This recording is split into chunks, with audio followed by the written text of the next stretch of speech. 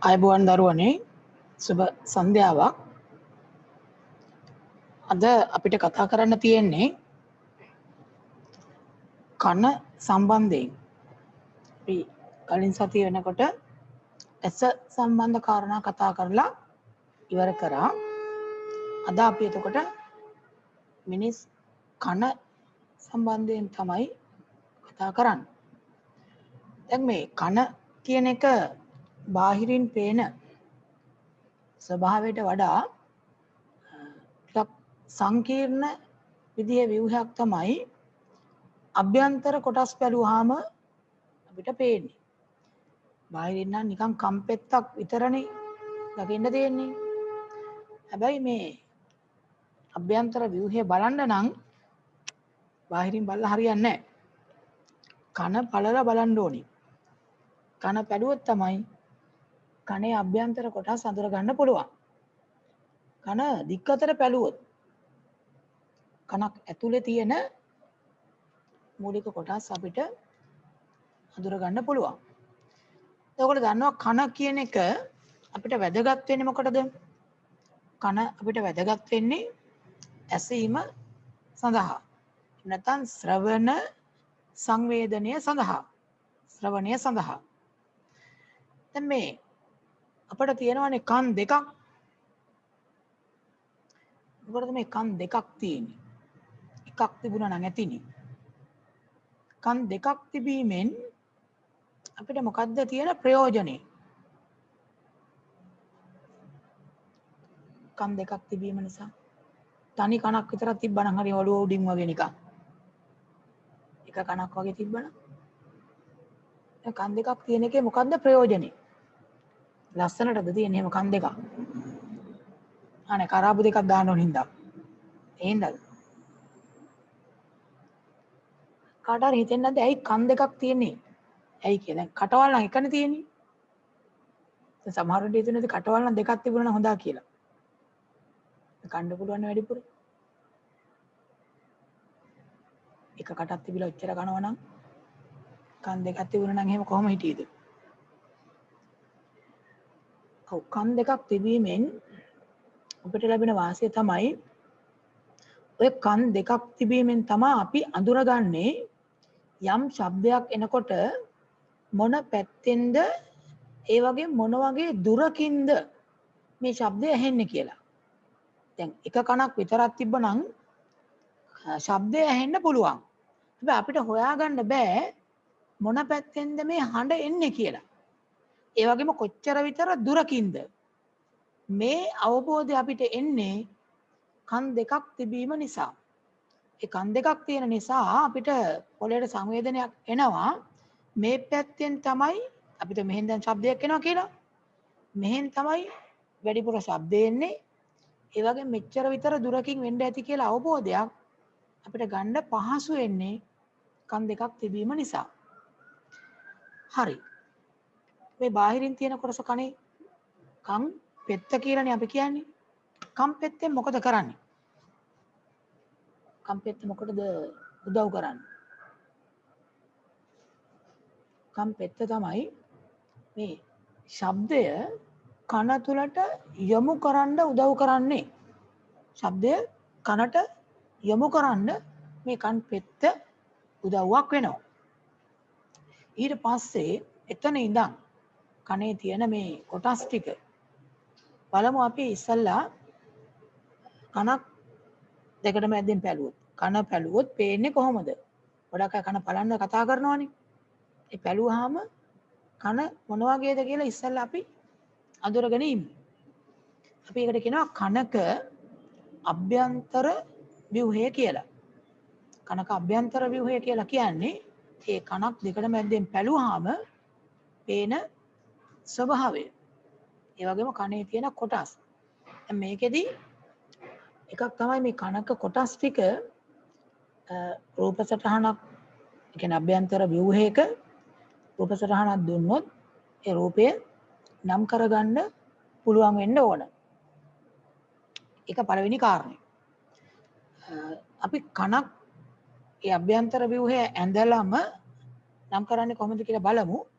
දැන් ඕගොල්ලන්ගේ ටියුට් එකේ කනක් තියෙනවා. ඒක එහෙමම තියෙද්දී ඔතන සමහරට ඉඩ මදි වෙයි. වෙන කොලයක හරි එහෙම නැත්නම් පිට කවරේ අර ඉස්සරහා පිට කවර ඇතුල් පැත්තේ හරි අපි ඉස්සෙල්ලා මේ කනක අභ්‍යන්තර ව්‍යුහය අඳිමු. මොකද දැන් ඔයගොල්ලන්ට පොතේ සටහන ලියනකොට මේ රූපයක් කලවන්නේ නැතුව කනක් තමන් ඇඳලා නම් කරන්න. එතකොට තමයි වඩා හොඳින් මේ කනේ කොටස් ටික මතක හිටින්නේ. තමන් ඇඳලා රූපයක නම් කරන්න ඊට අමතරව ඕනනම් කනක අභ්‍යන්තර කොටස් එක්කන රූපයක් ඇලෙව්වට කමක් නැහැ. හැබැයි අනිවාර්යෙන් ඇඳලා නම් කරන එක කරන්න. අපි බලමු කොහොමද මේ කනක කොටස් ටික අඳින්නේ කියලා. දැන් මේකේ හැටියට රූපේ නම් ඔයගොල්ලන්ට යම් යම් කොටස් පේනවා ඇති. රූප සටහනේ ආහිරින්ම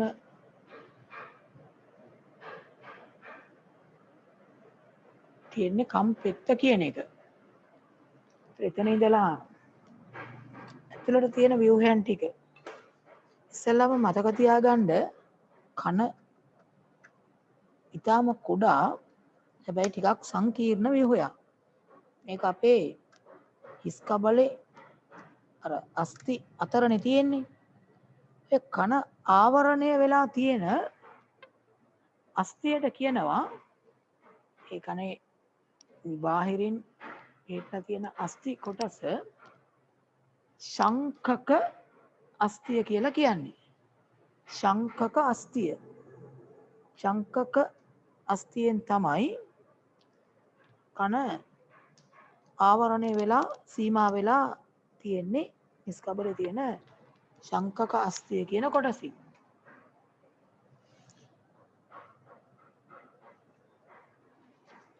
බලමු අපි රූපයක් ඇඳලා එතන තියෙන රූපයට අමතරව අපි කනක රූපය ඇඳලා නම් කරමු.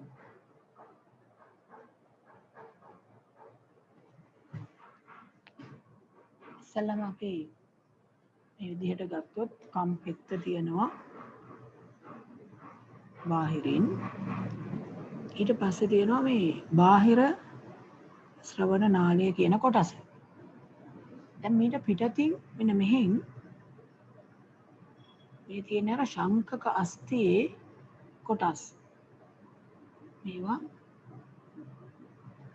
හිස් කබලේ අර අස්ථි කොටස් කන් පෙත්ත හැදිලා තියෙන්නේ අස්ථි තරම් ශක්තිමත් නැති කාටිලේජ කියලා හඳුන්වන ද්‍රව්‍ය වර්ගයකින් කන් පෙත්ත හැදිලා තියෙන්නේ.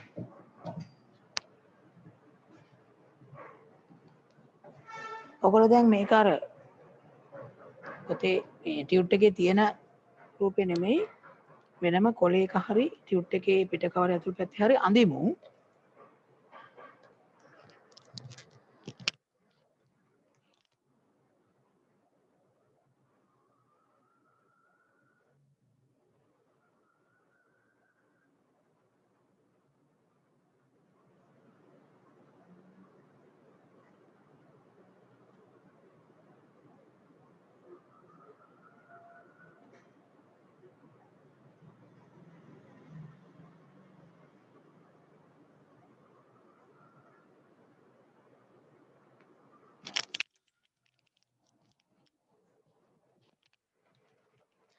එතකොට මේ කම් පෙත්තේ ඉඳලා ආරම්භ වෙනවා බාහිර ශ්‍රවණ නාලය කියන කොටස. ඒකේ කෙළවරේ තියෙනවා කර්ණ පටහ පටලය. කර්ණ පටහ පටලය එහෙම නැත්නම් කන් බෙරය කියන කොටස. ඊට පස්සේ ඒකත් එක්ක ඊළඟට සම්බන්ධ වෙනවා කුඩා අස්ථි කැබලි 3ක්. මේවා සාමාන්‍යයෙන් හඳුන්වන්නේ කර්ණ අස්තිකා කියලා. කර්ණ අස්තිකා කියලා ඒවට කියන්නේ. මේවා අර ලීවර ක්‍රමයට සම්බන්ධ වෙලා තියෙනවා එකිනෙක චලනය වෙන්න පුළුවන් විදිහට. කර්ණාස්තික 3ක් තියෙනවා. ඊට පස්සේ තියෙනවා මේ අර බොළු බෙලි කටුවක් වගේ දඟර ගැහිච්ච නාලයක්. මේ විදිහේ නාලයක් තියෙනවා. කර්ණ ශංකය කියලා හඳුන්වන්නේ. කර්ණ ශංකය. එතනින් ආරම්භ වෙනවා ඊට පස්සේ මේ ශ්‍රවණ ස්නායුව.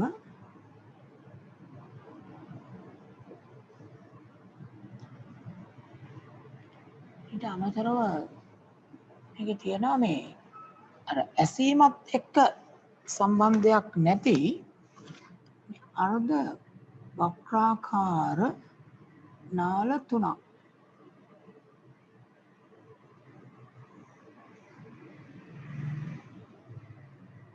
ඒවා තල 3ක පිහිටලා තියෙන්නේ.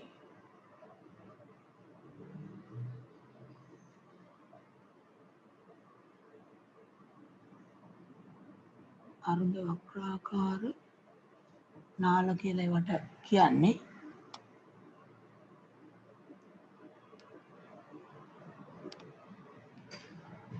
අර්ධ වක්‍රාකාර නාල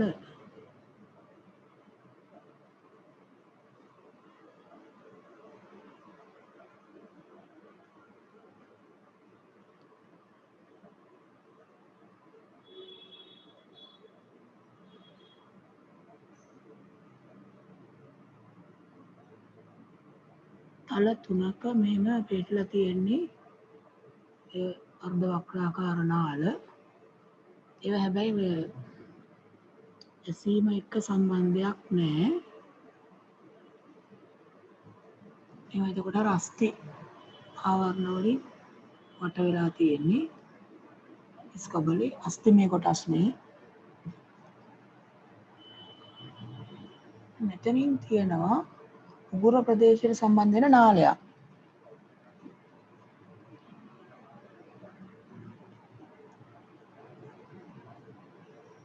ඒවා අස්තිමේ කොටස්. දැන් අර වෙන් කර ගන්න ඕන හින්දා මේ කනේ කොටස් ටික මම පොඩ්ඩක් වෙන වෙනම පාට ටිකක් දානවා. ඒ ඔයගොල්ලන්ට මේක අඳුරගන්න මේ වෙන් කර ගන්න ඕන නිසා. මේ තියෙන එතකොට කන් පෙත්ත කියන කොටස. ඊට පස්සේ තියෙනවා බාහිර ශ්‍රවණ නාලය. මේ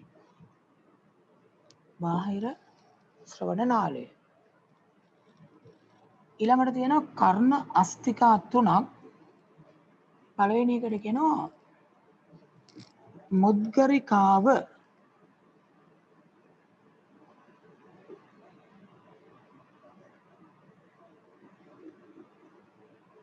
ඊළඟට තියෙනවා නිගාතය.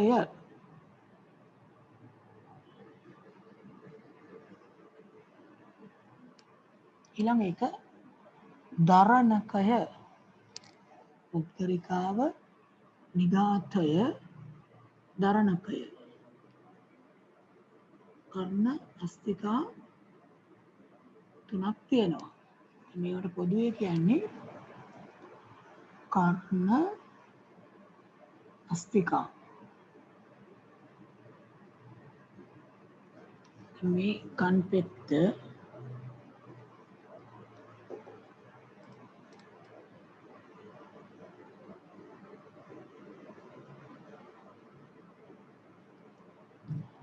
එකට දෙන බාහිර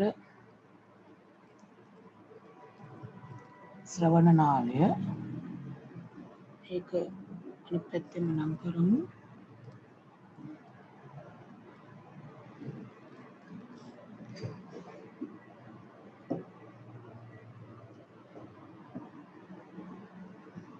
මේ කන් පෙත්ත මෙතන තියෙන්නේ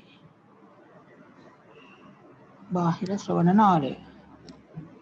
මුද්ගරිකාව මේ ඊපස්සේ නිගාතය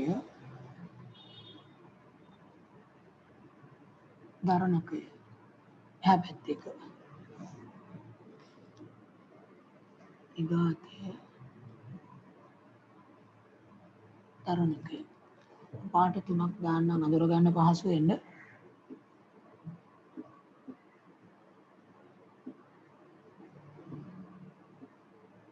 නිගරිකාව නිගාතය දරණකය ඊට පස්සේ තියෙන්නේ අර දඟර ගහිච්ච කොටස ඒක හඳුන්වන්නේ කර්ණ ශංකය කියලා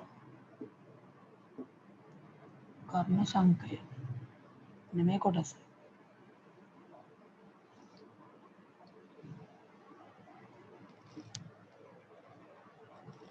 කර්ණ ශංකය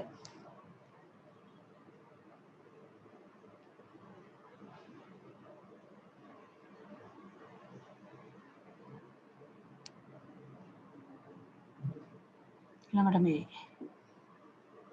අර්ධ වක්‍රාකාර නාල මේවා අර්ධ වක්‍රාකාර නාල මේ තියෙන ශ්‍රවණ ස්නායුව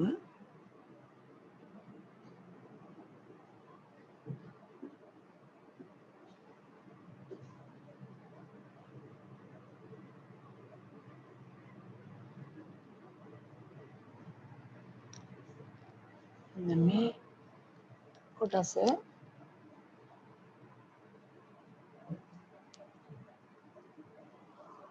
යෂ්ටේකීය ප්‍රනාලය කියලා කියනවා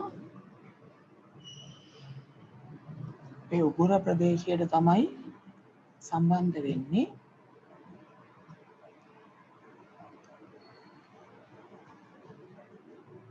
ඒක මං අංකයක් දාන්නම් තමයි x කියලා නම් කරලා තියෙන්නේ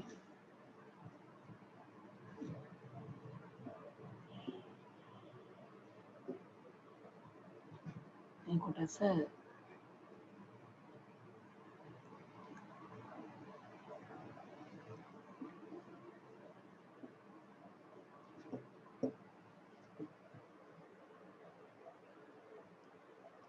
අපිට ප්‍රධාන කොටස් ටික මම මේ පෙන්වලා තියෙන මේකේ ඉෂ්ටේකීය ප්‍රනාලය තමයි x කියන එක ඉෂ්ටේකීය ප්‍රනාලය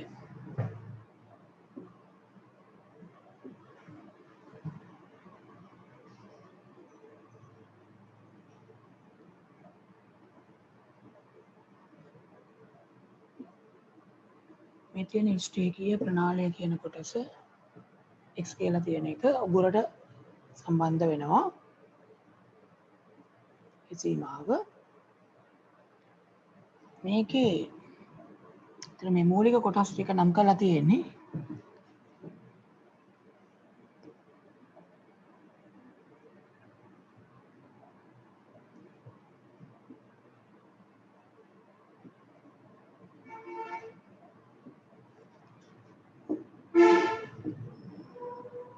ශංකක අස්තිය කියන එකයි තියෙන්නේ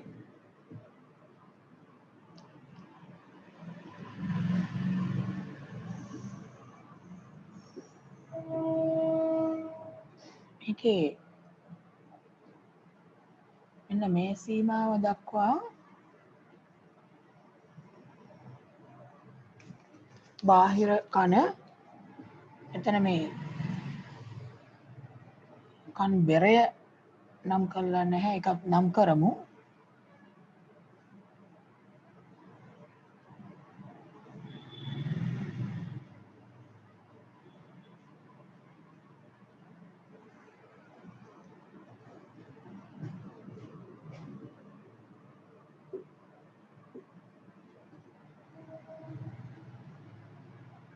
කන් බෙරය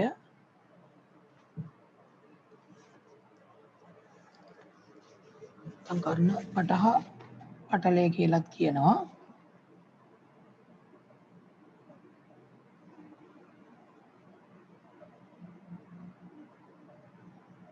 මේ රූපය ඔයගොල්ලෝ පැහැදිලිව කොටස් ටික පේන විදිහට අඳින්නකෝ. මේ තියෙන්නේ ඉෂ්ටේකීය ප්‍රණාලිය.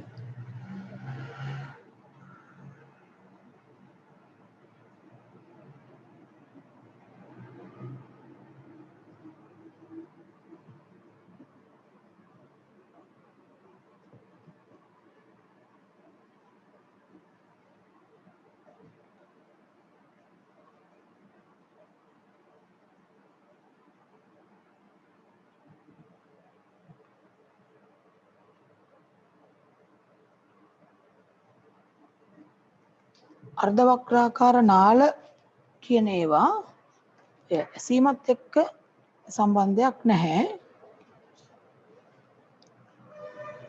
සිරුරේ සමබරතාව රැකගන්න තමයි අර්ධ වක්‍රාකාර නාල උදව් වෙන්නේ.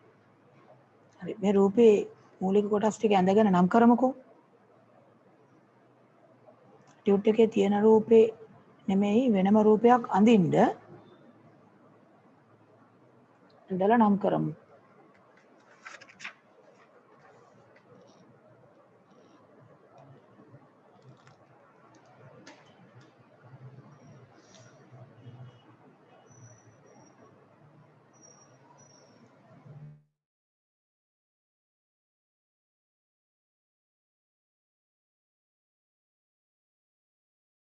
ඉඳලා ඉවර වුණාම සලකුණ බණ්ඩ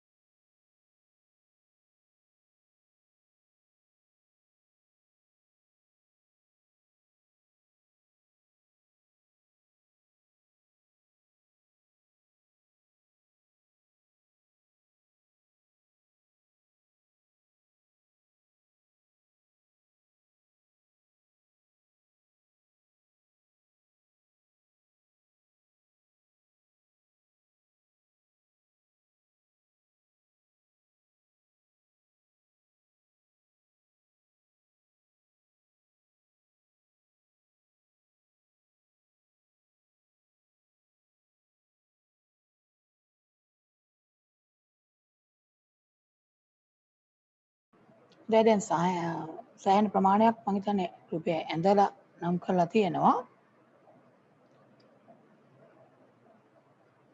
කොබාන්න දැන් අඳපු අය පොඩ්ඩක් පෙන්වන්න පුළුවන්. ඔයගොල්ලන්ගේ කැමරා එකට අඳපු එක අල්ලන්න බලන්න.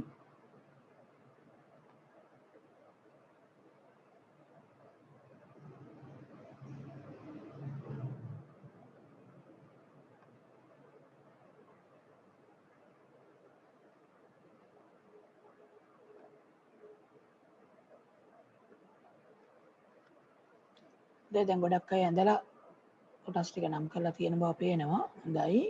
ගොඩක් අය දැන් මට පෙන්නනවා. සමහරු පාටත් යදලා තියෙනවා. පාට යෙදුවේ නැතුවත් කමක් නැහැ. කොටස් ටික හරියට පැහැදිලිව හඳුනා ගන්න පුළුවන් විදිහට නම් කරන්න. ජනින්දු හංසක ඉරුදිනි තුල ලෝචනා ලෝචන නිපුණ වෙනුවේ නෑනේ. රුසිර කුෂාන් උද්දිනි පහන් විහංගි දිනශි ඒසත් සසාන් චමුදි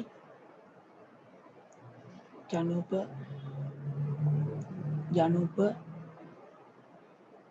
සංදීප මිතුල හංසක ජනිදු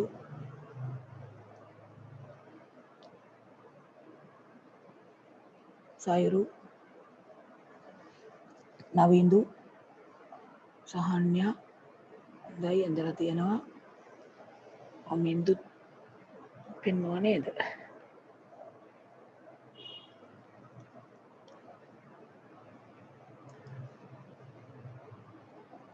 නිපුන් විහංගි හොඳයි. දැන් ගොඩක් අය ඇඳලා නම් කරලා තියෙනවා. දැන් මේකේ මේ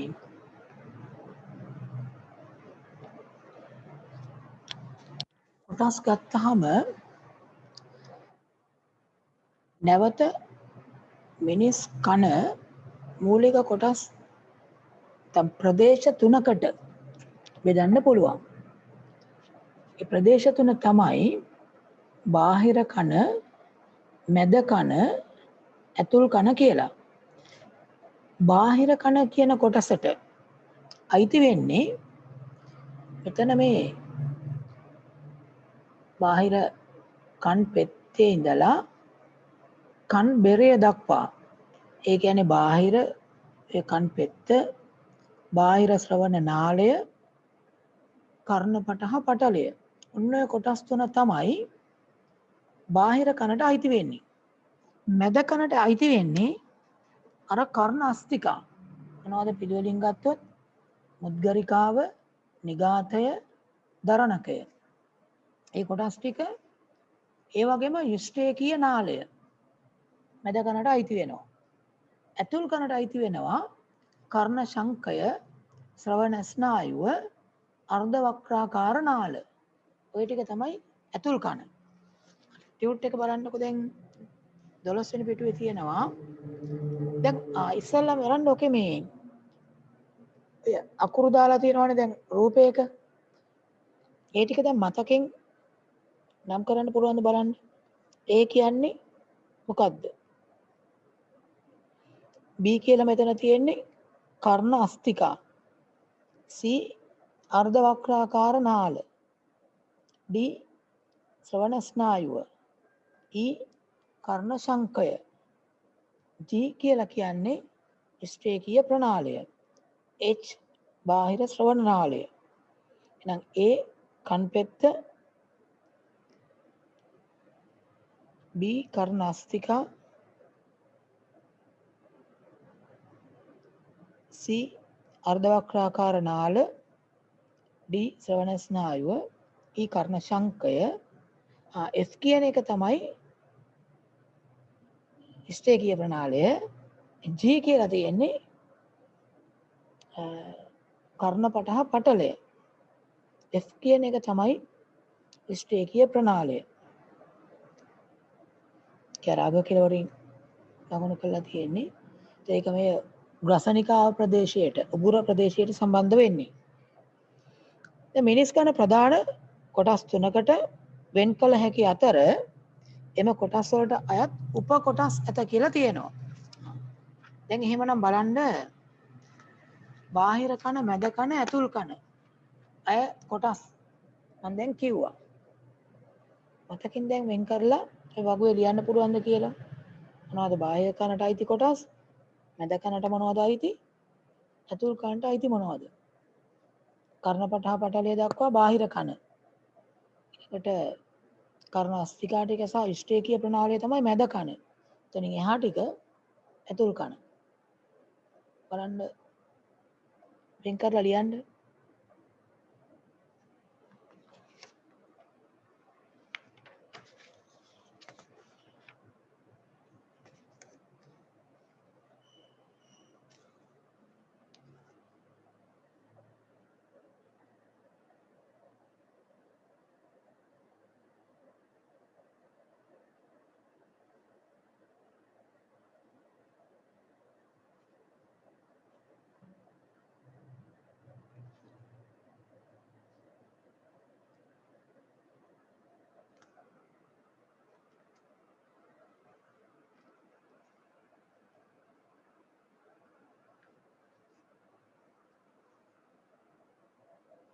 එහෙනම් දැන්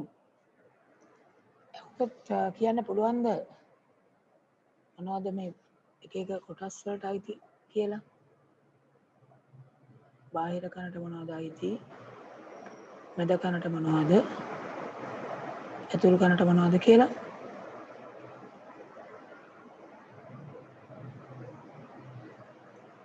බලමුද පොඩ්ඩක් අපි අහලා. බලන්න මේකේ කොටස් දැන් ඇහුවොත් කියන්න පුළුවන් අය ඔය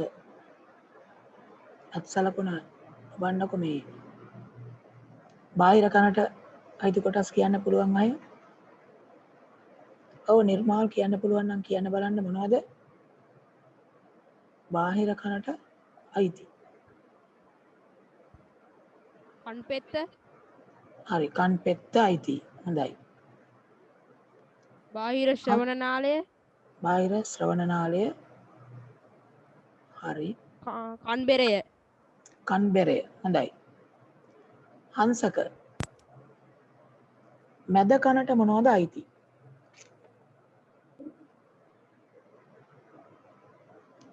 හංසක මැද කනට මොනවද අයිති කොටස්? කර්ණ අස්තිකා. ඔව් කර්ණ අස්තිකා අයිති. හොඳයි. දෙව්මින තව මොකද්ද මැද කනට අයිති වෙන්නේ? කර්ණ අස්තිකා ඇරුණාම. ඔව් කියන්න. කර්ණකය. කර්ණ ශංකය අයිතිද මැද කනට? ඉෂ්ඨේකීය ප්‍රණාලය. ඉෂ්ඨේකීය ප්‍රණාලය. හොඳයි. ඉෂ්ඨේකීය ප්‍රණාලයයි කර්ණ අස්තිකා කියන ඒවායි තමා මැද කනට අයිති. හරි. දැන් ওই කර්ණ අස්තිකා තුනක් කියවනේ. ඒ තුන ජනින්දු මතකද? කර්ණ අස්තිකා තුන මොකක්ද? ජනින්දු කියන්න. කර්ණ අස්තිකා මොනවද?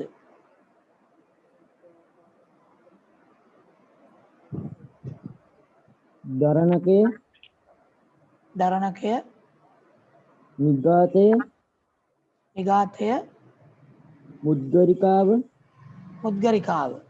හරි. දැන් ඔක පිළිවෙල ගත්තොත් කන්බෙරේ පැත්තේ ඉඳලා ඉස්සරහට ගත්තොත් මුද්ගරිකාව, නිගාතය, දරණකය කියන කොටස් තුන.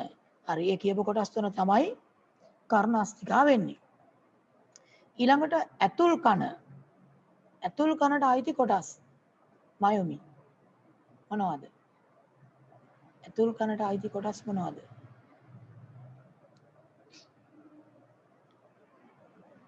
මයික් එක ඔන් කරලා කියන්න පුළුවන්.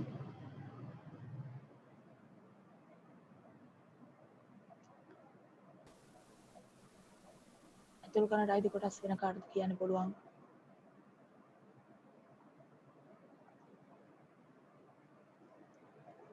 සහන්යක් මොනවද ඇතුල් කරන්නට අයිති කොටස්? මයික් එක ඔන් කරලා කියන්න බලන්න. කර්ණ සංකය, හොඳයි. කර්ණ සංකය අයිති. හරි. තව තියෙනවා. ශ්‍රවණ ස්නායුව, ශ්‍රවණ ස්නායුව අයිති. හොඳයි. අර්ධ චක්‍රනාලය, ඔව්. අර්ධ වක්‍රාකාර නාල. අර්ධ වක්‍රාකාර නාල. එතකොට අර්ධ වක්‍රාකාර නාල තුනක් තියෙනවා. අර්ධ වක්‍රාකාර නාල. හරි. ඒ තුන තමයි අර්ධ වක්‍රාකාර නාල, කර්ණ සංකය, ශ්‍රවණ ස්නායුව. ඒ ටික තමයි ඇතුල් කනට අයිති වෙන්නේ. හරි. දැන් බලන්න අර වගුවේ ඔයගොල්ලෝ මේ ටික හරියට ලියලාද කියලා. බාහිර කනට කන් පෙත්ත, බාහිර ශ්‍රවණ නාලය, කර්ණපටහ පටලය. කර්ණපටහ පටලයටම තමයි කන් බෙරේ කියන්නේ. ඊළඟට මැද කනට අයිති උද්ගරිකාව, නිගාතය, දරණකය, ඊට අමතරව යුෂ්ඨේකීය ප්‍රනාලය. මුද්ගරිකාව, නිගාතය, දරණකය කියන තුනටම පොදුවේ කියනවා කර්ණ අස්තිකා. ඇතුල් කනට අයිති වෙනවා කර්ණ සංකය, ශ්‍රවණ ස්නායුව, අර්ධ වක්‍රාකාර නාල. දැන් මේ මිනිස් කනක තියෙන එක එක කොටස් ගත්තොත් මේ මොනවද කෙරෙන කාර්යයන්? කන් පෙත්ත. දැන් කන් පෙත්තෙන් මොකද්ද කෙරෙන කාර්යය? කන් පෙත්තක් මගින් මොකද්ද කෙරෙන්නේ? කන් පෙත්තෙන් තමයි මේ ශබ්දය දැන් යම් තැනක ඉඳලා අපි ළඟට තරංග විදියට තමයි එන්නේ. ඒ තරංග විදියට එන ශබ්දය නිකන් ශබ්ද තරංග කන තුලට යොමු කිරීම කරන්නේ කන් පෙත්ත මගින්. එහෙනම් කන් පෙත්ත කියන එකේ ලියමු කාර්යනේ තියෙන්නේ. එතන ලියමු ශබ්ද තරංග, ශබ්ද තරංග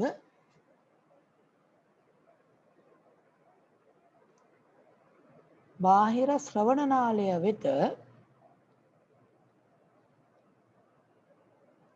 යොමු කරයි. ශබ්ද තරංග බාහිර ශ්‍රවණ නාලය වෙත යොමු කරයි.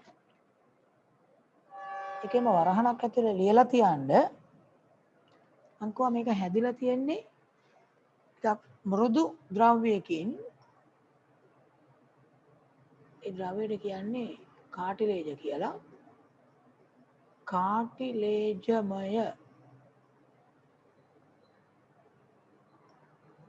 කාටිලේජමය ව්‍යුහයකි. කාටිලේජමය ව්‍යුහයකි.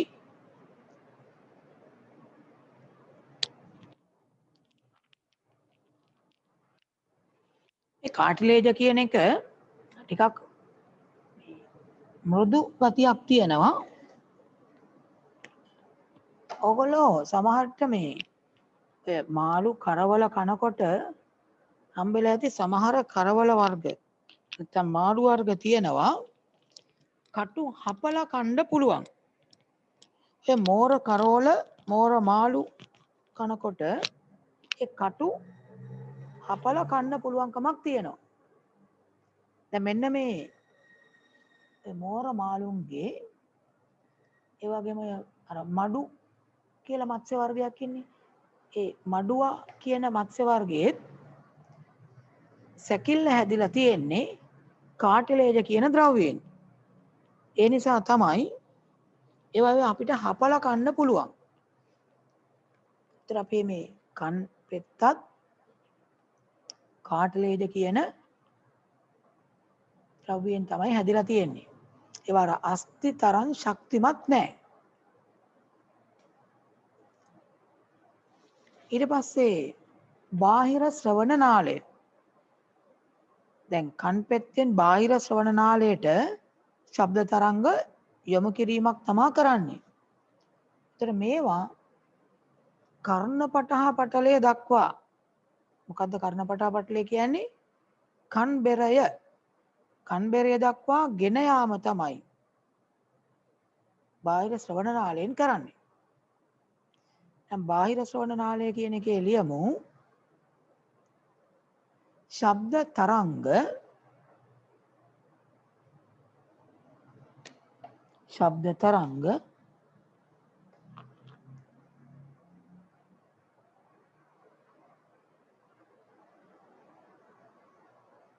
කර්ණපටහ පටලය වෙත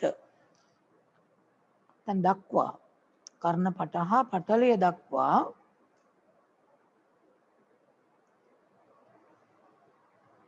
ගෙන යයි. කර්ණපටහ පටලය දක්වා ගෙන යයි.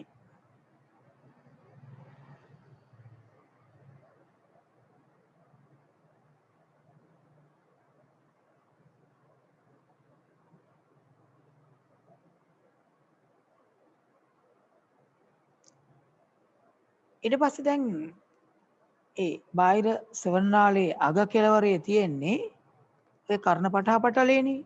නැත්නම් කන් බෙරේ කියන කොටසනේ. මේකෙන් මොකද්ද වෙන්නේ? කන් බෙරේ කියලා තියෙන්නෙම බෙර ගැන ඔයගොල්ලෝ දන්නවනේ. බෙරෙත් තියෙනවා බෙරවලත් දෙපැත්තේ අර හමක් තියෙනවනේ. එන පටලයක්.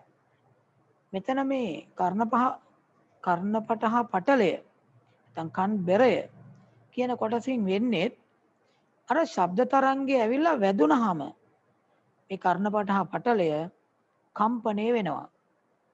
සෙලවීමක් වෙනවා. එතකොට අර ශබ්ද තරංගයට අනුරූපව කම්පණය වීම තමයි මේකේ කාර්යය.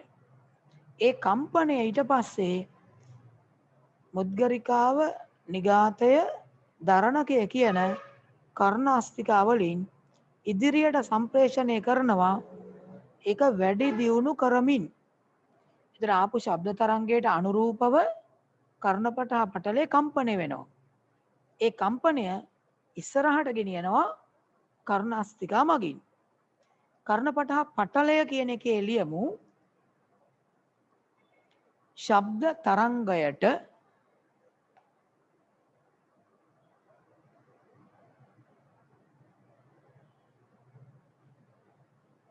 අනුරූපව ශබ්ද තරංගයට අනුරූපව කම්පණය වී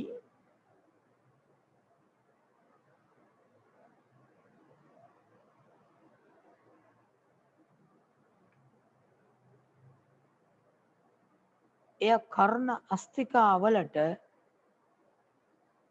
සම්ප්‍රේෂණය කරයි.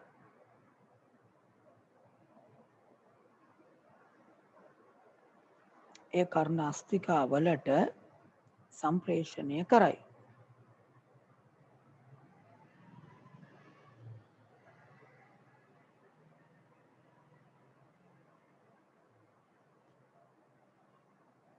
එතකොට දැන් කර්ණපටහ පටලය කම්පණය වෙනවා.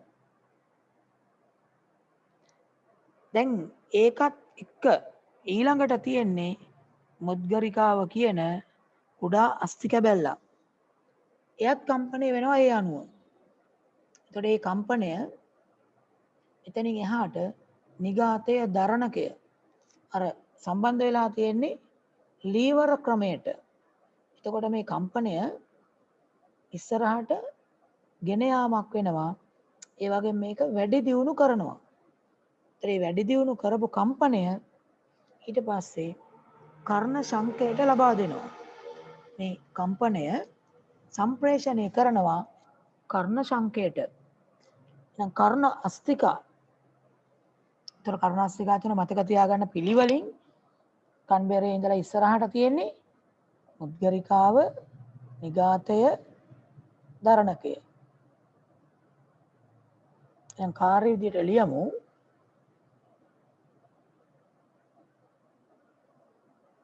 කර්ණපට හා පටලයේ කම්පනය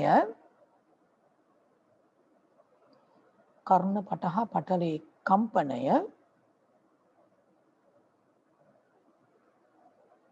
වැඩි දියුණු කර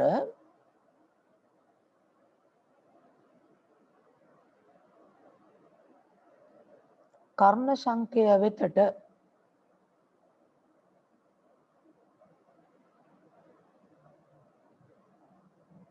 සම්ප්‍රේෂණය කරයි.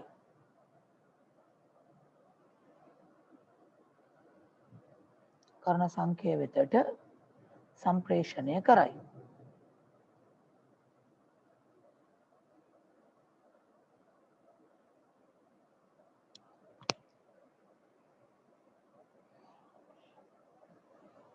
එතකොට කර්ණ සංඛ්‍ය ඇතුලේ තරලයක් තියෙන දියරයක්. ඒ දියරේ කම්පණය වෙනවා.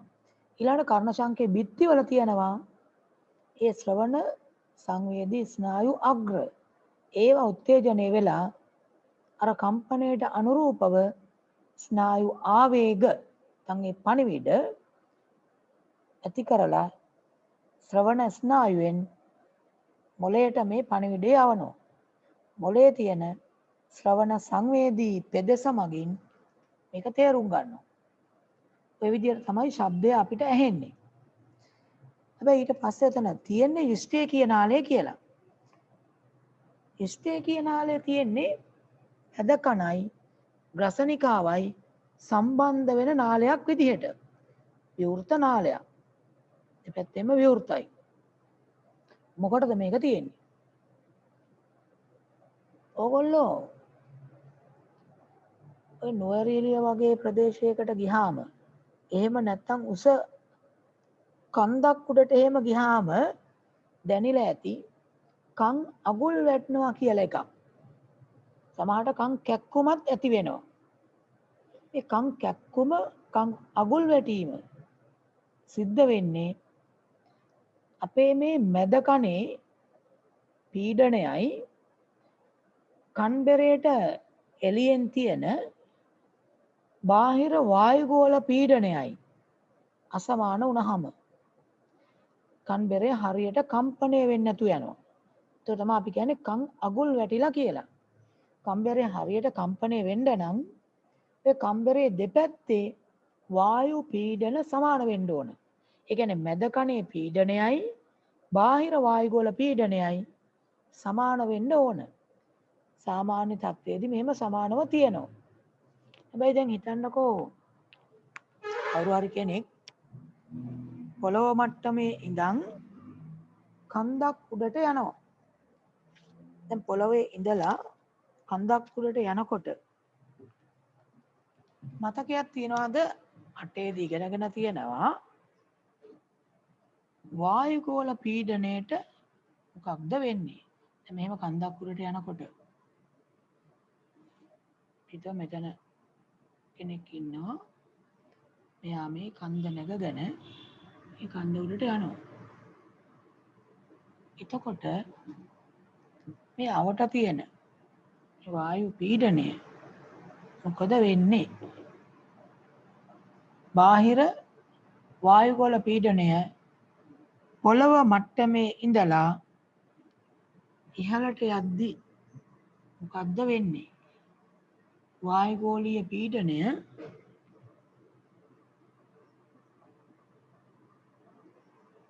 මොකක් වෙනවද? පොළවෙන් ඉහළට යද්දී කාට හරි මතකද? පොළොව මට්ටමේ ඉඳලා උඩට යනකොට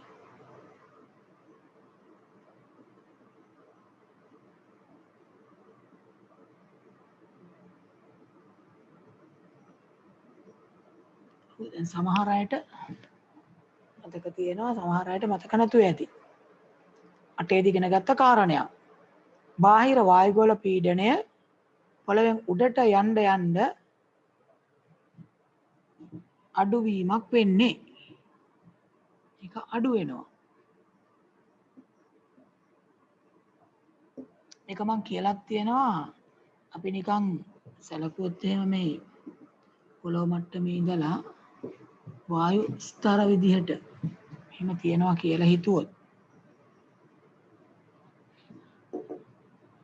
මේ විදිහට වායු තට්ටු විදිහට ඔහොම තියනවා කියලා හිතුවොත්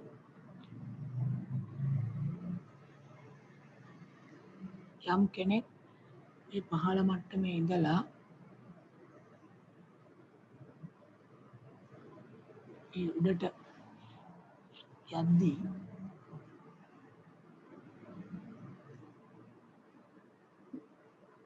පොළොව මට්ටමේ ඉඳලා උඩට මෙහෙම වායු ස්තර තියෙනවා කියලා සැලකුවොත් අපි හිතමුකෝ මේ පළවෙනි එක්කෙනා මේ A කියලා තැනක ඉන්නවා. මේ B කියලා මට්ටමකට යනවා.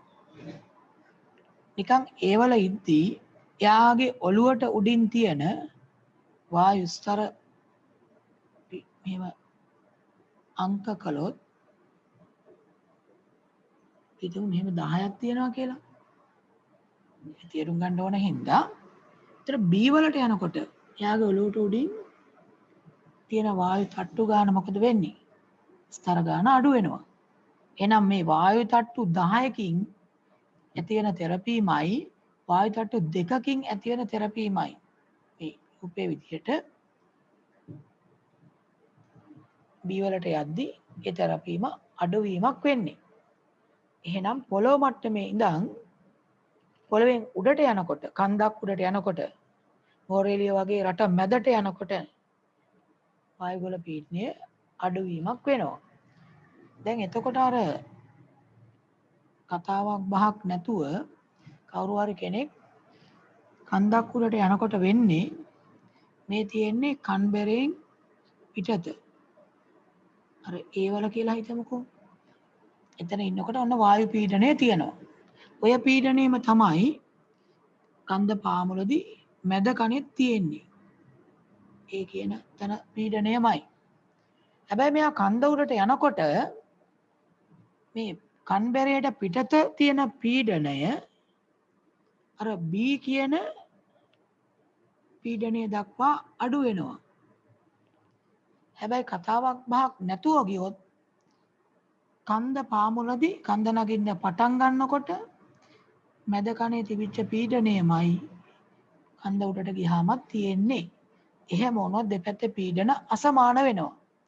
අන්න එතකොට කන්බෙරේ හරියට කම්පණය වෙන්නේ නැහැ.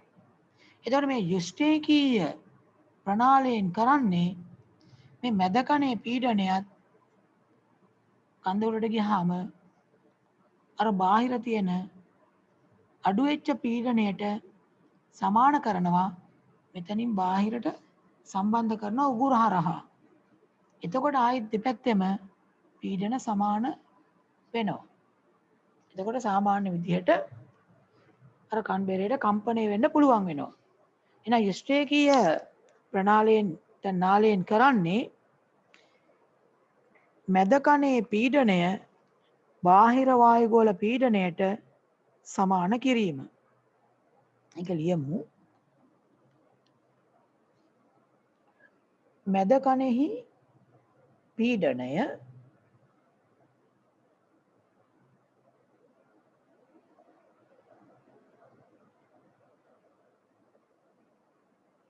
කන්බෙරෙන් එහා පැත්තේ ඇති මැද කනේ පීඩනය කන්බෙරෙන් එහා පැත්තේ ඇති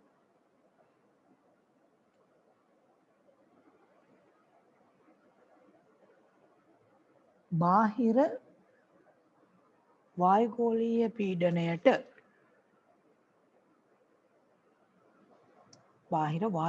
පීඩනයට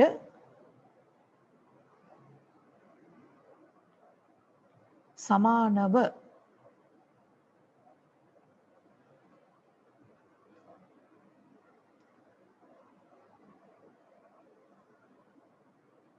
පවත්වා ගැනීමට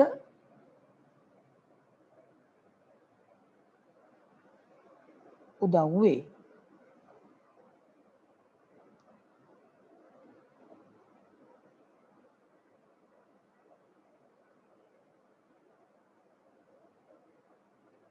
ඒක පොඩි ඉරි කෑල්ලක් ගහලා වෙන පාටකින් ලියලා තියාගන්න. දැන් මේ ඉස්ටේකිය නාලයේ අනික් කෙළවර සම්බන්ධ වෙන්නේ ග්‍රසනිකාව ප්‍රදේශයට. කියන්නේ අපේ උගුර ප්‍රදේශයට. ඉස්ටේකීය නාලයේ නැත්නම් ප්‍රනාලයේ ඉස්ටේකීය නාලයේ අනෙක් කෙළවර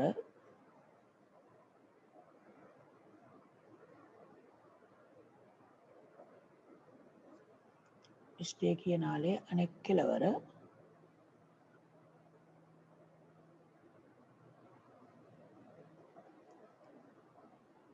ග්‍රසනිකාව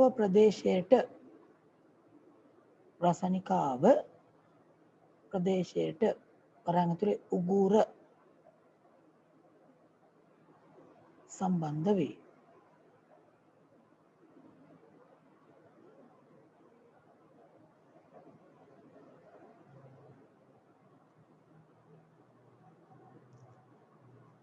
තර ඉස්ටේකීය නාලයෙන් කරන්නේ එනම් මැද කණේ පීඩනයයි බාහිර වායුගෝල පීඩනයයි සමාන කරලා අර කර්ණපට හා පටලයට සාමාන්‍ය විදිහට කම්පණය වෙන්න ඉඩ සලස්වන එක. ඊට පස්සේ ඊළඟට තියෙන්නේ කර්ණ ශංකය. කර්ණ ශංකය නිකන් ගොළු බෙලි කටුවක් වගේ ළඟර ගැහිලා තියෙන්නේ. ඒක ඇතුලේ දියරයක් තරලයක් තියෙන්නේ.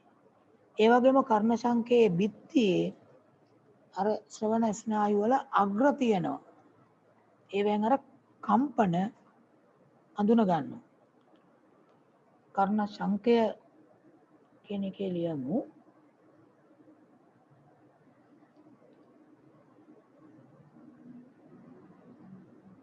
මෙය තුල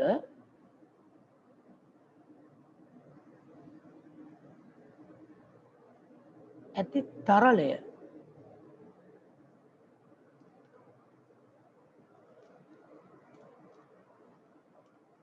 ලැබෙන කම්පනයට අනුව මේ තුල ඇති තරලය ලැබෙන කම්පනයට අනුව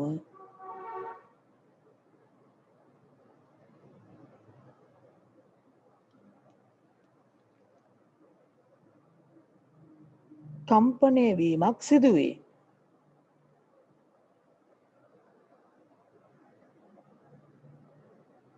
එවිට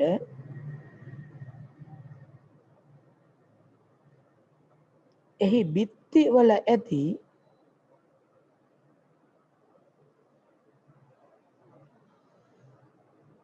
ශ්‍රවණ ස්නායුවේ අග්‍ර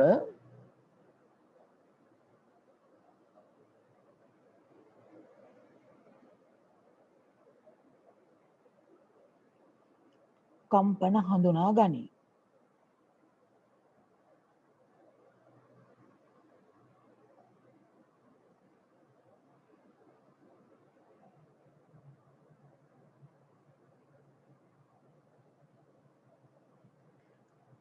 එතකොට මේ ශබ්දයට අදාළ සංවේදනය හඳුනගෙන දැන් ඒක සම්ප්‍රේෂණය කරනවා ඊපස්සේ ශ්‍රවණ ස්නායුවට. ශ්‍රවණ ස්නායුවෙන් තමයි මොළයේ ශ්‍රවණ සංවේදී පෙදෙසට ඒ පණිවිඩය ගෙනියන්නේ. තා 4 ශ්‍රවණ ස්නායුව කියලා තියෙන්නේ.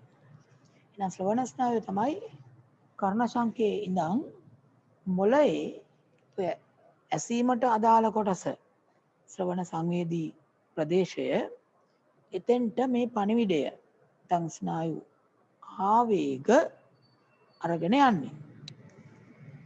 ඒක අපි ශ්‍රවණ ස්නායුව කියන එකේ ලියමු කර්ණ ශංකයේ සිට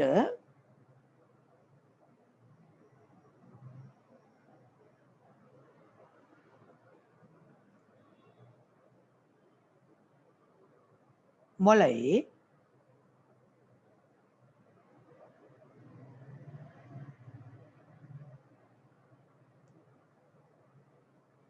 ශ්‍රවණ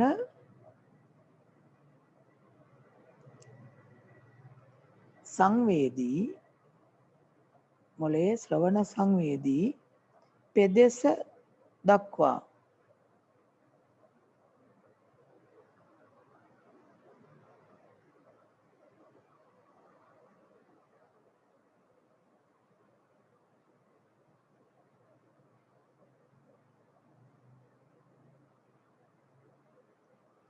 ස්නායු ආවේග ස්නායුමය පණිවිඩ ස්නායු ආවේග රැගෙන යයි.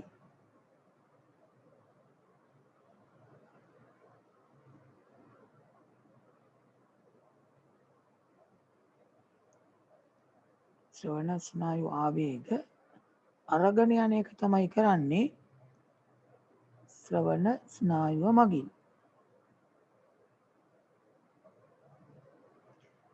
ඊළාට මම කිව්වා මේ ශබ්දය සම්ප්‍රේෂණයට අදාළත්වයක් නැති තව කොටසක් විදිහට තමයි අර්ධ වක්‍රාකාර නාල පිහිටන්නේ. මේවා නාල 3ක් තියෙනවා. තල 3ක තමයි තියෙන්නේ. මේවා ඇතුලේ තරලයක් තියෙන්නේ.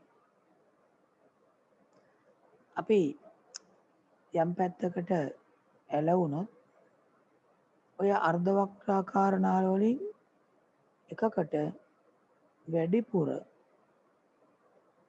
ඒ තරලය එක්රැස් වෙන්න ගන්නවා. ඒතර ඒකෙන් ඊට පස්සේ මොළයට පණිවිඩයක් යවනවා. මෙන්න දැන් මේ පැත්තට ඇලවෙනවා වැටෙන්න පුළුවන් කියලා.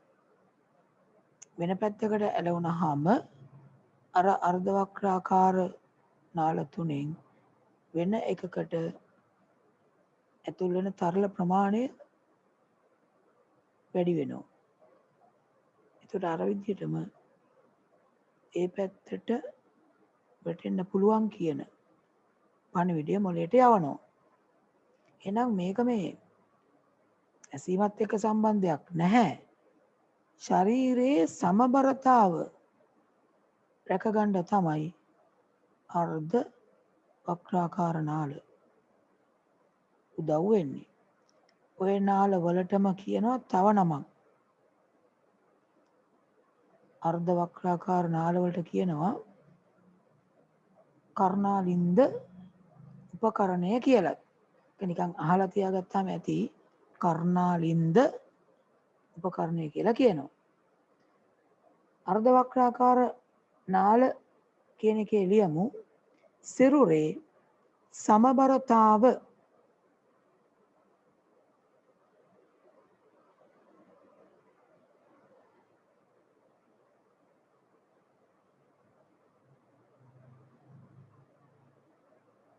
සිරුරේ සමබරතාව රැක ගැනීමට උදව් වේ.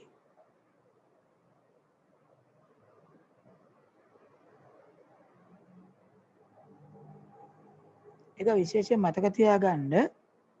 ඒක එතකොට අර ඇසීමත් එක්ක සම්බන්ධයක් නැහැ. අර්ධ වක්‍රාකාර නාල හැබැයි ශරීරේ සමබරතාව රැකගන්න මේක ඕන වෙනවා. අපි දැන් කනක මූලික කොටස් සියල්ලම ගැන කතා කළා. ඒකේ කාර්යයන් ගැනත් කිව්වා. දැන් කනක කොටස් දුන්නොත් එහෙම නම් කරන්න පුළුවන්ද? හොඳයි. දැන් ශබ්දයක් අපිට ඇහිලා තේරුම් ගන්න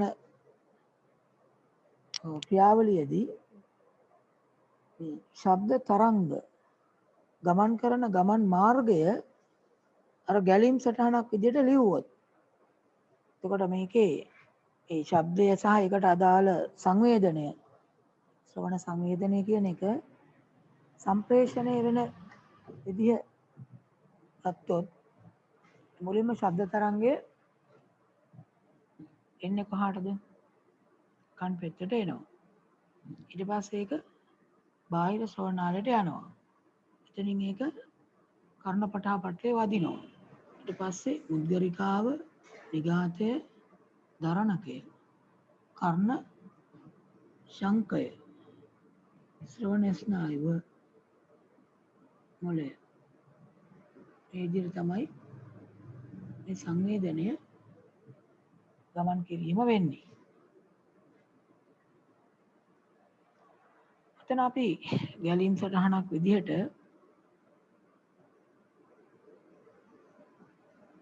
ශබ්ද තරංගය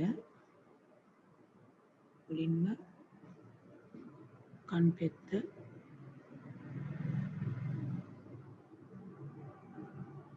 ඊළඟට බාහිර ශ්‍රවණ නාලය ඊළඟට කන් බෙරය දැන් කර්ණපටහ පටලය ඊළඟට කර්ණ අස්තිකා මේ කර්ණ අස්තිකා තුන පිළිවෙලින් මතකද?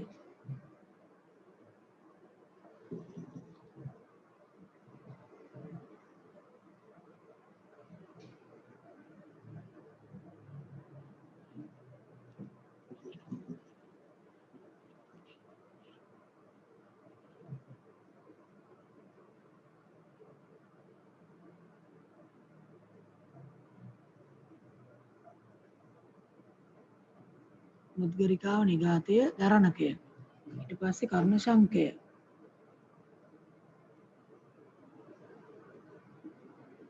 ඊළඟට ශ්‍රවණ ස්නායුව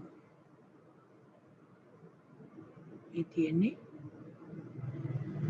කනේ මේ ශබ්දයට අදාළ සංවේදනය කන තුල ගමන් කිරීම සිද්ධ වෙන අනුපිළිවෙල. මේක එතන කොටුව ඇතුලේ ලියන්නකෝ.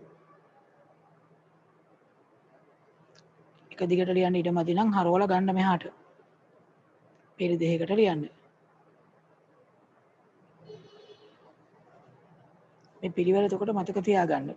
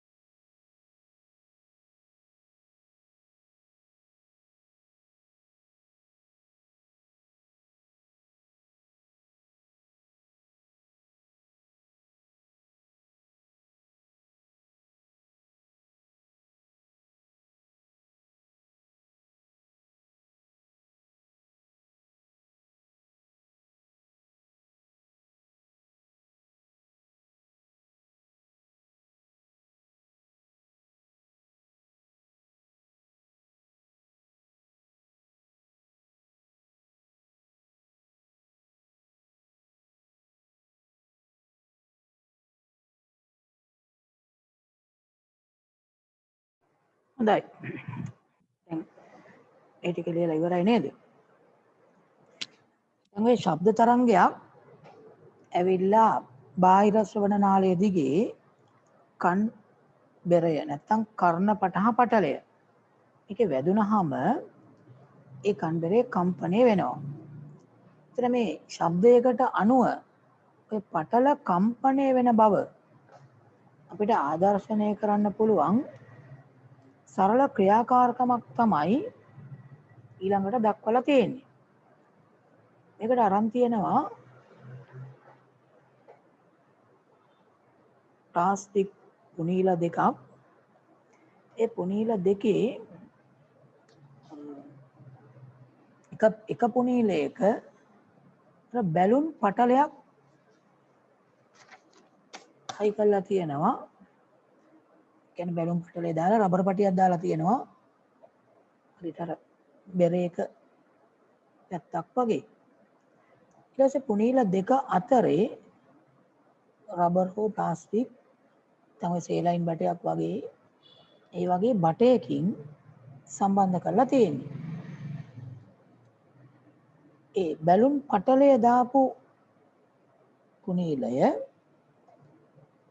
අපේ කන අසලින් තියලා අනිත් කෙළවර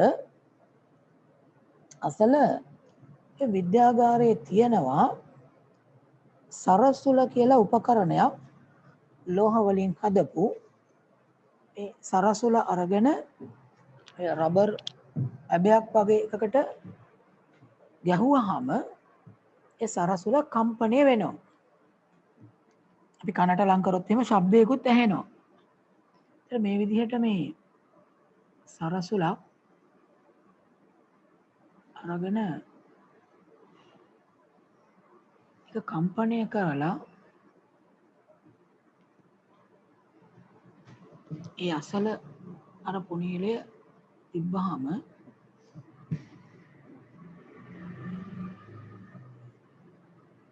කම්පණය වෙනකොට තමයි අර නාදයක් මෙතන කම්පනයක් ඇති වෙනවා. ඈතට ඇහෙන්නේ නැහැ. කන ලං කරොත් කනට මේක අපිට අඳුර ගන්න පුළුවන්. මේ වගේ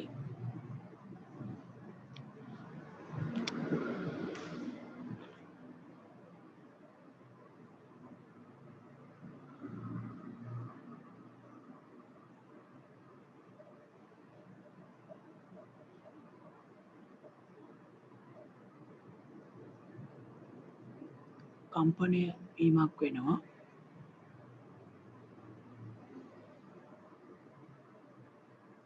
සරසුල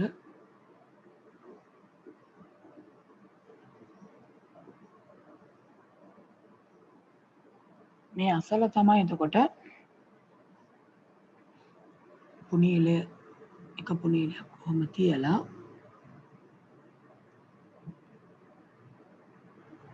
මේ දෙක අතර වටයකින් සම්බන්ධ කරනවා. අනිත් පුනීලය මේ පුනීලේ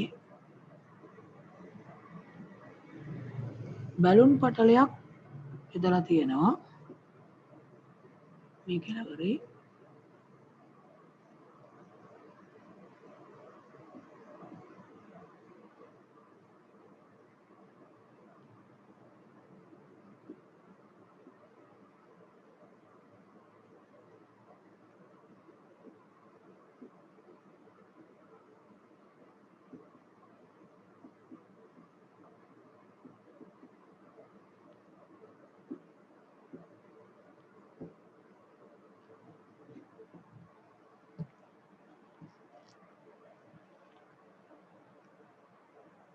එතන ඔය ඔයගොල්ලන්ගේ රූපේ අර කන පැත්තේ තියෙන කනට කිට්ටුවෙන් තියෙන පුනීලය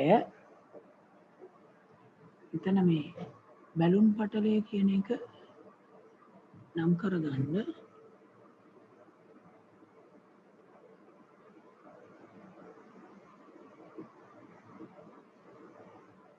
තියෙන එතකොට බැලුන් පටලයක්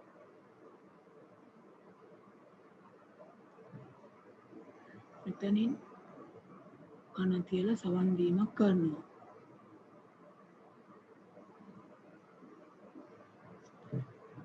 මේ දෙක අතරේ එහෙම නලයක් බටයක් තියෙනවා. ඒ බටේ අර දිගට ඊට වඩා දිගට තියනවා කියන එක පෙන්වන්න ඕන හින්දා තමයි මේ මෙතන අර කඩිරි වගේ තියෙන්නේ. මෙහෙම කඩිරි දාලා තියෙන්නේ ඒ මීයෝ කාලා නෙමේ වටය දිගට තියනවා කියන එකට. කියන්නේ මේ පෙන්ලා තියෙනවට වඩා දිගට තියෙනවා. මෙන්න මේ උපකරණයට කියන්නේ සරසුල. කොටස් ටික නම් කරගන්න. තියෙන කම්පනය මේ පුනීලය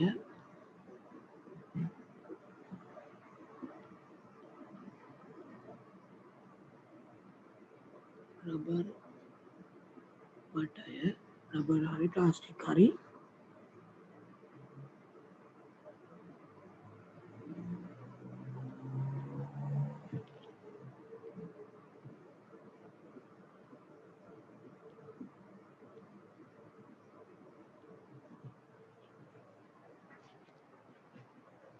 ඒ කොටස් ටික නම් කරගන්න. එතකොට මේකේ අර සරසුල කම්පණය කරලා ඒකෙමයි විස්තර කරන්න පහසු වෙන්න මේ පුනීලය මං A කියලා දාන්නම්. මේ B පුනීලය A කියන පුනීලය ළඟට අර සරසුල කිට්ටු කරනවා. එතකොට වඩා හොඳින් අර කම්පනයේ ශබ්දය B කියන පුනීලයට කන තිබ්බහම ඒ කිට්ටුවට කන ගෙනාපුවාම හොඳින් අහන්න පුළුවන්. ඒත් වෙන්නේ මේ ශබ්දයට අනුරූපව B පුනීලයේ පටලය බැලුම් පටලයේ කම්පණය වෙලා එතනින් ශබ්දයක් නිකුත් කරනවා. කියලා කොටස් ටික හරියට නම් කරගන්නකො ඉස්සෙල්ලා.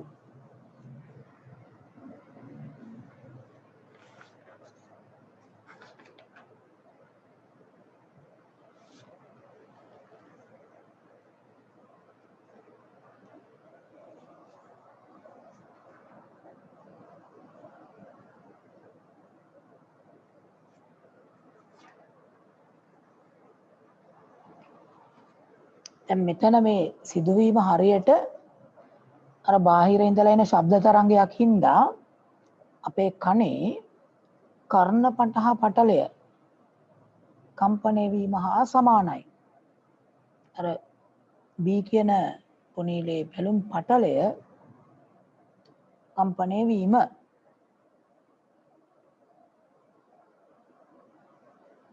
එතන රූපයට යටින් තිත්තිරි ටිකක් තියෙනවානේ. අන්න ඒකේ ලියමු සරසුල කම්පනය කළ විට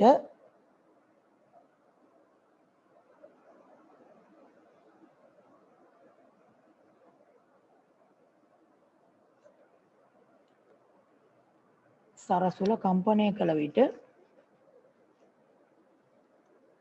එම ශබ්ද තරංග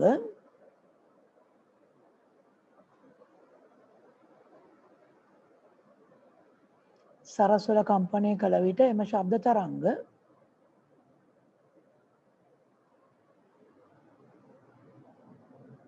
ඒ පුනීලයෙන්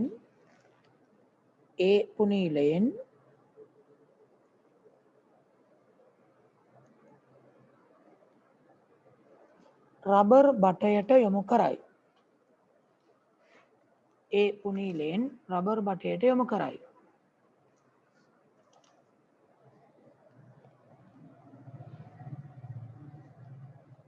රබර්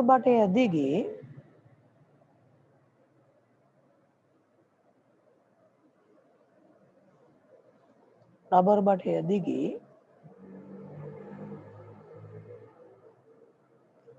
ගමන් කරන ශබ්ද තරංග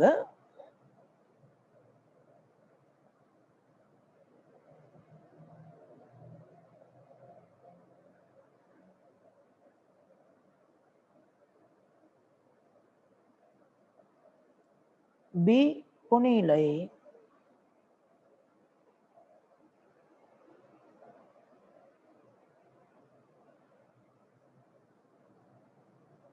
බැලුන් පටලය හා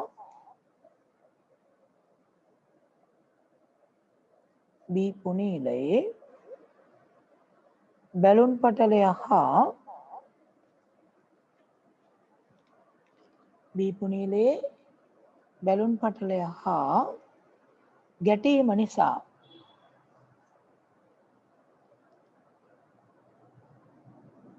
එම බැලුන් පටලය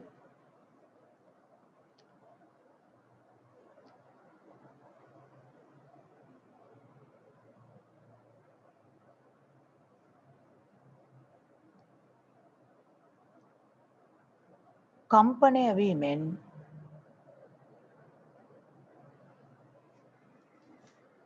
වඩා හොඳින් එම හඬ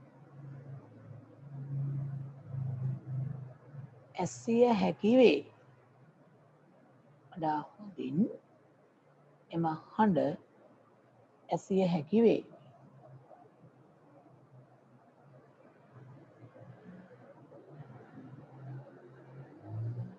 මේක හරියට අපේ කනේ බාහිර ශ්‍රවණ නාලය ඔස්සේ එන ශබ්ද තරංගයක් කර්ණපටහ පටලේ පැදිලා ඒක කම්පණය වෙනවා වගේ සමාන තත්ත්වයක්.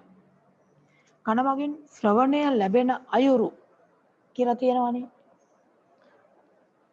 එතන කෙටියෙන් ලියමු අර ගැලීම් සටහනෙන් කියපු කතන්දරේම තමයි ටිකක් විස්තර කරොත් කියලියමු.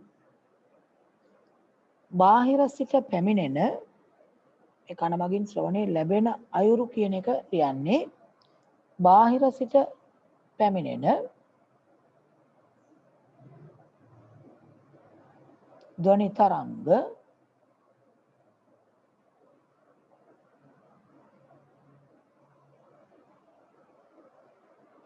කන් පෙත්තෙන්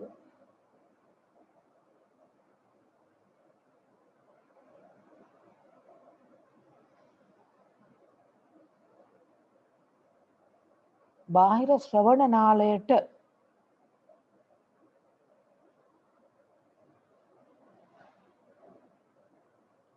යොමු කළ පසු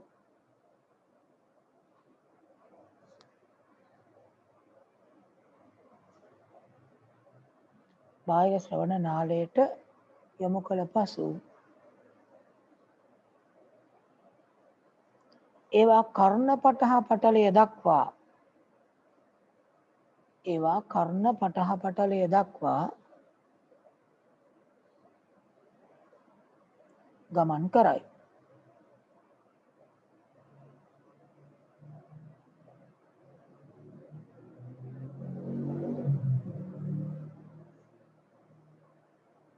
එවිට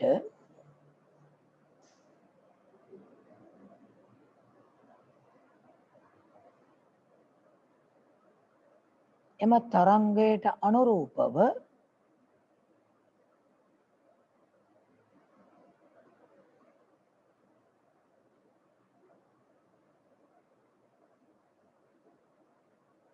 කන් බෙරය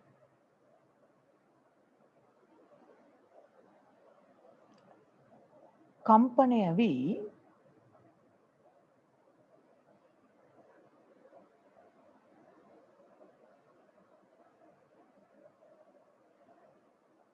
එම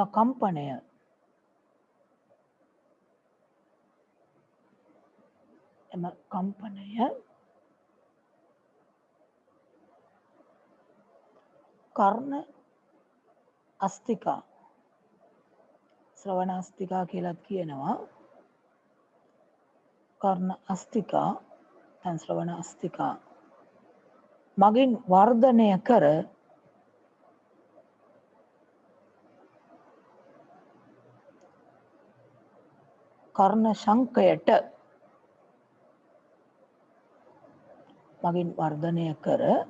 කර්ණ ශංකයට සම්ප්‍රේෂණය කරයි.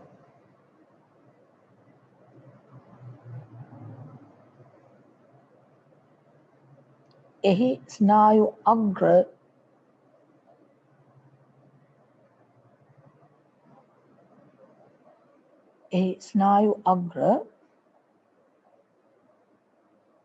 කම්පනයට අදාළ ආවේග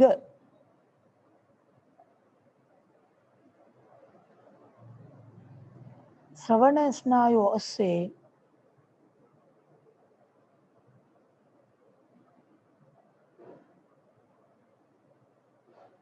මොළය වෙත සම්ප්‍රේෂණය කරයි. ඒ ක්‍රමයට තමයි අපිට ශබ්ද ඇසීම් සිද්ධ වෙන්නේ. දැන් එතන මේ කම්පන මගින් තමයි ශබ්ද ඇති වෙන්නේ. එතකොට ඒ ශබ්දයට අදාළ ශබ්ද තරංගයක් නිර්මාණය වෙනවා. ඒ තරංගවලට තියෙනවා කම්පන සංඛ්‍යාතයක්. ඒ කියන්නේ තප්පරයකදී සිදුවන කම්පන වාර ගණන. ඉන්න මේ සංඛ්‍යාතය එහෙම නැත්නම් කම්පන තප්පරයකට කොච්චර වෙනවද කියන එක හර්ට්ස් කියන එකකෙන් තමයි මනින්නේ.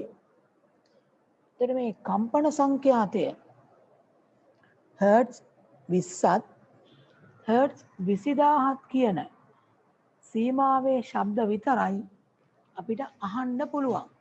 එතන මේ කම්පන සිද්ධ වෙනකොට කම්පන සංඛ්‍යාතය කියන එක හර්ට්ස් 20ත් හර්ට්ස් 20000ත් අතර කම්පන සංඛ්‍යාතයක් තියෙන ශබ්ද තරංග විතරයි මිනිස් කනට අහන්න පුළුවන්. ඒ වවුලන්ට එහෙමනම් හර්ට්ස් 20000ට වඩා වැඩි ශබ්දත් අහන්න පුළුවන්. ඒ වගේම බල්ලන්ටත් පුළුවන්. අපිට බෑ. එතකොට මේ මිනිස් කනකට අහන්න පුළුවන් ශ්‍රව්‍යතා සීමාව කියලා මේකට කියන්නේ. මේ ශ්‍රව්‍යතා සීමාව හර්ට්ස් 20 සිට හර්ට්ස් 20000 දක්වා සංඛ්‍යාත පරාසය. මිනිස් කනට ඇසිය හැකි ශ්‍රව්‍යතා සීමාව කියන්තන ලියමු යටින් හර්ට්ස් 20 සිට හර්ට්ස් කියන්නේ HZ capital H simple Z hertz 20 සිට හර්ට්ස් 20000 දක්වා වූ සංඛ්‍යාත පරාසය. ඒක තමයි මිනිසාගේ ශ්‍රව්‍යතා සීමාව. හර්ට්ස් 20 සිට හර්ට්ස් 20000 දක්වා සංඛ්‍යාත පරාසය.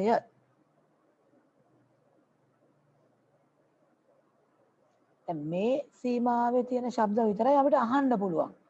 හර්ට්ස් 20000ට වැඩි සංඛ්‍යාතයක් තියෙන ශබ්ද අපිට අඳුර ගන්න බෑ. හර්ට්ස් 20ට අඩු සංඛ්‍යාතයක් තියෙන ශබ්දත් අපිට අඳුර ගන්න බෑ. හැබැයි මේ පරාසයේ තියෙන ශබ්ද උනත් කනට දරා ගන්න පුළුවන් හඬේ තීව්‍රතාවයක් තියෙනවා. හඬේ ප්‍රමාණයක් තියෙනවා. ඒ තීව්‍රතාවය වැඩි ශබ්ද ඇහුවොත් කනට හානි වෙන්න පුළුවන්. සමහරට කන් බෙරේ පුපුරලා යන්නත් පුළුවන්. එතකොට මේ අධික ශබ්ද වලට ඇහුම්කන් දීමෙන් කනට හානි වෙන්න පුළුවන්. සමහරට ඔය බෝම්බයක් එහෙම පිපුරුවාම සමහර අයගේ කන් ඇහෙන්නේ නැතුව යනවා. කියන්නේ බෝම්බෙන් එයාට හානි නොවුනත් කන් ඇහෙන්නේ නැතුව යනවා. සමහරට බෝම්බේ හඬ ශබ්ද තරංග නිසා ඒ තීව්‍රතාවය දරන්න බැරුව අර කන් බෙරය පුපුරනවා. කන් සිදුරු වෙනවා. එහෙම වුණොත් කන් ඇහෙන්නේ නැතුව යනවා. මේක තියෙනවා එම ශ්‍රව්‍යතා පරාසය තුල උවද කනට දරාගත හැකි හඬේ තීව්‍රතාවයක් ඇත. ඊට වඩා තීව්‍රතාවය වැඩි ශබ්ද ශ්‍රවණය කිරීමෙන් කනට හානි සිදු වේ. ඊළඟට ඔය කන් ඇහෙන්නේ නැති කම එහෙම නැත්නම් බිහිරි බව කියන එක ගත්තොත් ඒ බිහිරි බව උපතින්ම ඇති වෙන්නත් පුළුවන්. එකක් තමයි ශ්‍රවණ අස්තිකා හරියට කම්පණය වෙන්නේ නැතුව ඝන වෙලා තිබුණොත් අර ශබ්දයෙන් එන කම්පනය කර්ණපටහ පටලේ ඉඳලා ඉස්සරහට සම්ප්‍රේෂණය කරන්න බැරුව යනවා. ඒකටත් කන් ඇහෙන්නේ නැතුව යනවා. බොහෝ වෙලාවට උපදිනකොටම මිහිරි අය ගොළු අයත් වෙනවා. හේතුව ඒගොල්ලන්ට කතා කරන්න බැරුව යනවා. ශබ්ද ඇහෙන්නේ නැත්නම් ඒකට ශබ්ද පිට කරන්න ඒගොල්ලන්ට දැනුමක් නැහැ. ඒ නිසා ඒගොල්ලන්ට කතා කරන්න බැරුව යනවා. මිහිරි බව නිසා. කියන්නේ කතා කිරීමේ ගැටලුවක් නෙමෙයි තියෙන්නේ. හඬ අඳුර ගන්න බැරි හින්දා ඒගොල්ලෝ හඬවල් අඳුරන්නේ නැහැ. ඒතර කතා කරන්න බෑ වචන අඳුරන්නේ නැහැ. මේකෙත් තියෙනවා මේ කන ආරක්ෂා කරගන්න අනුගමනය කළ යුතු පූර්වෝපායන්. මොනවද කනේ ආරක්ෂාව සඳහා අනුගමනය කරන්න පුළුවන් ක්‍රියාමාර්ග. පළවෙනි එක තමයි කනට තදබල පහරවල් එල්ලවීම වළක්වා ගන්න ඕන. ඒකට ඉතින් කට පරිස්සම් කරගන්න ඕනේ. හරි. ඒක කියන්නේ කනට අධික ශබ්ද නිරාවරණය වීම වළක්වා ගන්න ඕන. කනට තදබල පහරවල් එල්ලවීම වළක්වා ගන්න ඕන. කන තුළට බාහිර දේවල් ඇතුල් කිරීම වළකින්න ඕන. මොකද සමහර කට්ටිය මේ කනේ අර කලාඳුරු අයින් කරන්න කියලා නිදන් හාරන වගේ ගිනි කූරු, කොණ්ඩ කටු, හැට්ට කටු, ඉරටු මේ වගේ ඒවා පෑන් කන අස්සේ දාලා නිදන් හාරනවා. මේක ඉතාම භයානකයි. ඒවා ගිහිල්ලා අර කර්ණපටා පටලේ ඇනුනොත් ඒක සිදුරු වුණොත් මෙන්න කන් ඇහෙන්නේ නැතු යනවා. ඒ නිසා කනට යම් යම් දේවල් බාහිර දේවල් දාන්න හොඳ නැහැ. ඒ වගේම තමයි ආරක්ෂක උපාංග නැතුව, ඒ කියන්නේ කන් වලට ආරක්ෂක උපාංග නැතුව ගැඹුරු දේ කිමි දෙන්න හොඳ නැහැ. මොකද ගැඹුරට යනකොට ජලයේ පීඩනය වැඩි වෙනවා. ඒ පීඩනය කන් බැරයට දරා ගන්න බැරි වුණොත් එතකොටත් ඒකට හානි වෙන්න පුළුවන්. එතන අපි කීපයක් ලියමු. පළවෙනි එක විදිහට ලියමු කනට හෝ කන ආසන්නයට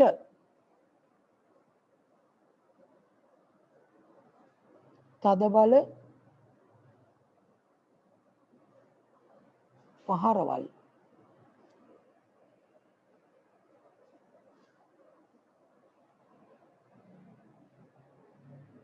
එල්ලවීම වළක්වා ගැනීම.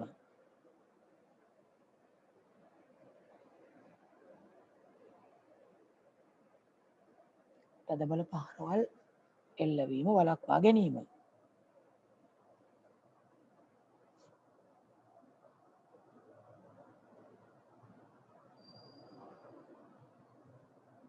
දෙවෙනි එක අධික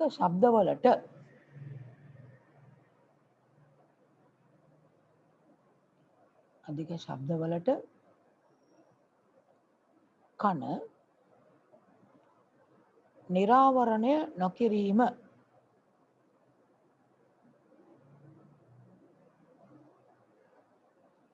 අධික ශබ්දවලට කන නිරාවරණය නොකිරීම.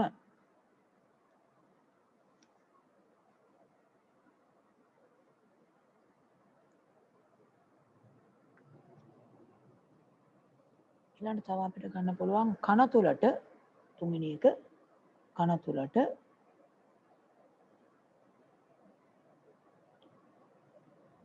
කන් හැඳි, කොණ්ඩ කටු, හැට්ට කටු, කන් හැඳි, කොණ්ඩ කටු, හැට්ට කටු, පෑන් වැනි බාහිර ද්‍රව්‍ය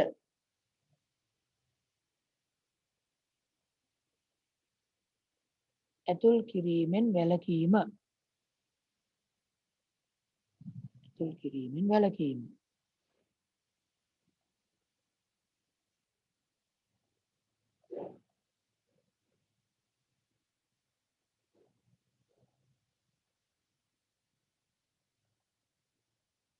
ඒ වගේම අපිට තව එකක් කියන්න පුළුවන් ආරක්ෂක උපාංග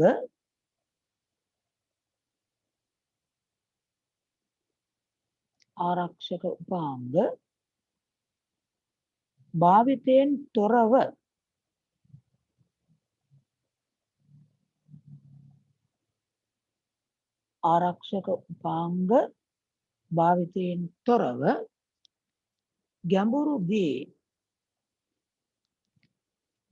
කිමිදීමෙන් වැළකීම. ඒකට හේතුව තමයි වතුර ගැඹුරට යනකොට ජලයේ පීඩනය වැඩි වෙනවා. මේ නිසා කන් බෙරයට හානි වෙන්න පුළුවන්. වරණක් විතර ලියන්න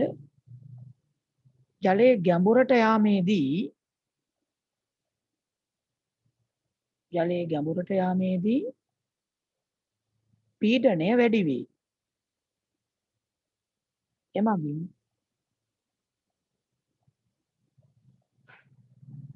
කන් බෙරයට හානි සිදු විය හැකිය.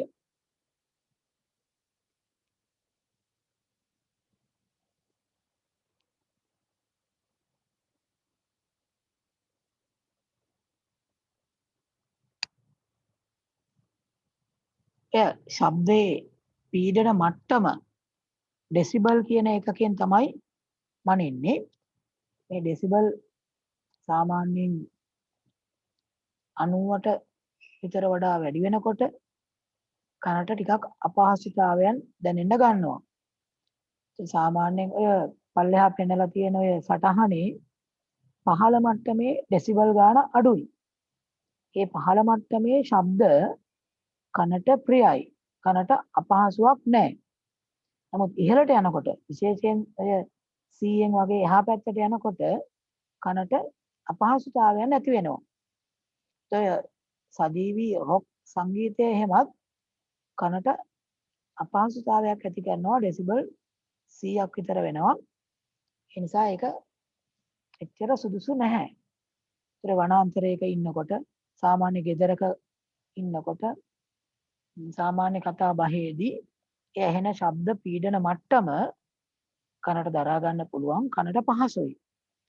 නමුත් එතනින් ඉහළට යනකොට ටික ටික කනට අපහසුතාව ඇති වෙනවා. ඒතර මතක තියාගන්න අධික ශබ්දවලට නිරන්තරවම ලක්වීම එච්චර සුදුසු නැහැ. සමහර කට්ටිය සංගීත සංදර්ශන එහෙම බලන්න ගිහිල්ලා ඒවේ අර බෆල් එහෙම දාලා තියෙන තැනට කිට්ටුවටම වෙලා ඒ ශබ්ද අහන්න හදනවා. මේවා එච්චර සුදුසු නැහැ. මොකද අධික ශබ්දයක් එතන නිකුත් වෙනවා. සමහරට කන් වලට හානි වෙන්නත් පුළුවන්. මේ කාරණා ටික තමයි කන සම්බන්ධයෙන් කතා කරන්න තියෙන්නේ. එතකොට ඔය ඇස සහ කන පාඩම එතනින් ඉවර වෙනවා. ඉතින් මොක පාඩම් කරලා තියාගන්න. ඉදිරියේදී මේකෙනුත් අපි ටෙස්ට් එකක් දෙනවා. ඒත් එක්කම ඔයගොල්ලන්ට මම ගෲප් එකට දානවා. තවම මාර්තු මාසේ ටියුට් එක ගන්න පුළුවන් කියලා මම දන්නේ නැහැ. බොහෝ විට සෙනසුරාදා වගේ ටියුට් එක ගන්න පුළුවන් වෙයි. මම එතකොට සිකුරාදාට වගේ ගෲප් එකට දානවා ටියුට් එක ගන්න පුළුවන් කියලා. ඒතර ඊළඟට කරන පාඩමට ටියුට් එක ඕන වෙනවා. දැම්ම ගන්න බෑ. සෙනසුරාදා ඉඳලා වගේ මාර්තු ටියුට් එක ඔයගලන්ට ගන්න පුළුවන් වෙයි. අපි ඊළඟට කතා කරන්නේ පදාර්ථයේ ස්වභාවය හා ගුණ කියන පාඩම. ඒකට අදාළ ටියුට් එක තමයි මාර්තු ටියුට් එක. ඒකට ගෲප් එකට දැම්මහම ඒක ඇවිල්ලා අරගන්න ඊළඟ පන්ති දවසට කලින් දැම්ම ගන්න බෑ. සෙනසුරාදා වගේ ගන්න පුළුවන් වෙයි. කොහොමත් මම ගෲප් එකට දානවා දැන් මාර්තු ටියුට් එක ගන්න පුළුවන් කියලා.